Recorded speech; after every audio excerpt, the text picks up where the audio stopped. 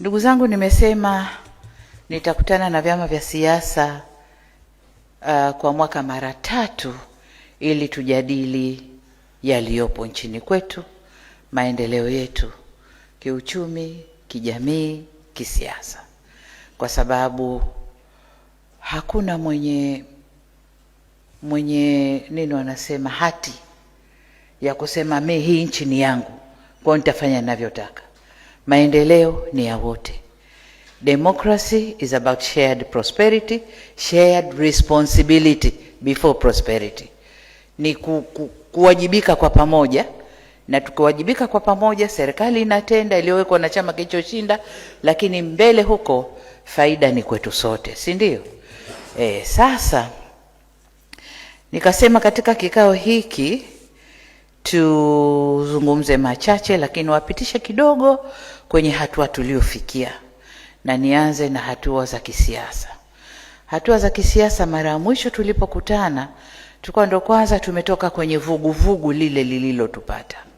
Kwa hiyo tukakaa na wagombea wenzangu tukasema tunakwendaje sasa. Wakasema, na wakati ule kulikuwa kuna tume ya Jaji Chande haijawasilisha taarifa yake.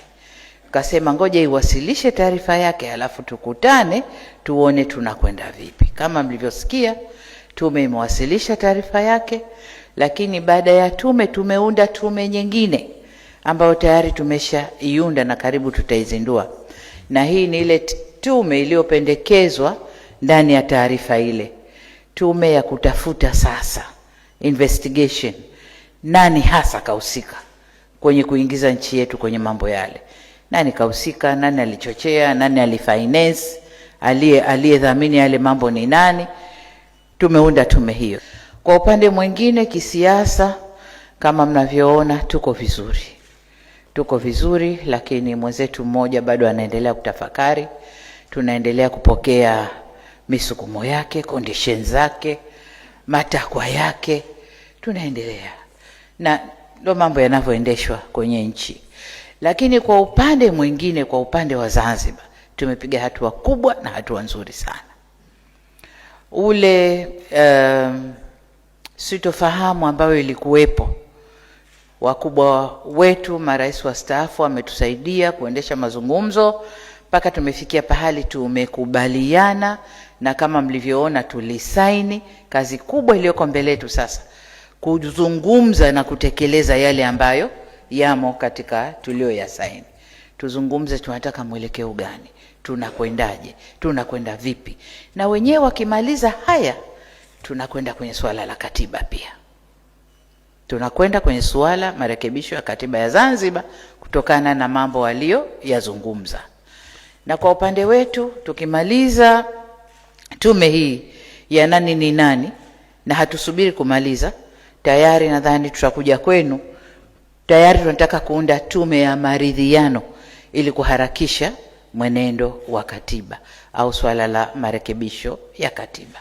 Kwa wakati hawa wanaendelea na investigation, kwa sababu mambo hayahusiani, hawa wa reconciliation na wenyewe tutawatangaza na wenyewe waanze kazi ili tuanze kushughulikia masuala ya katiba. Kazi ya kuilinda Tanzania, ndugu zangu, ni yetu sote. Ni yetu sote. Hii si nchi ya mmoja kama anavyoongea. Ni yetu wote. Mtindo tulionao ni demokrasi, kuingia uchaguzi na nikashinda, fanya serikali twende. Lakini kuilinda nchi na mali zetu Mungu alizotubariki ni kazi yetu sote. Na ndo kazi ambayo sasa hivi tunayo kama Watanzania. Hiyo ndo kazi ambayo tunao. Serikali tutaongoza, lakini nanyi mtufuate nyuma kwenye kulinda nchi hii. Kuna watu wanadhani kwamba nchi ikisambaratika ni Samia na Chama cha Mapinduzi ndio watakaoumia. Hapana. Tutaumia wote. Na sio sisi tuliopo tu, vizazi vyetu. Na mimi ndivyo vinavyoniumiza kichwa. Ikiwa leo sisi tupo hali ni hii, vizazi vyetu kule mbele inakuwaje? Kwa hiyo vyama vyote vya siasa lazima tujenge vizazi imara. Lazima tujenge vizazi imara.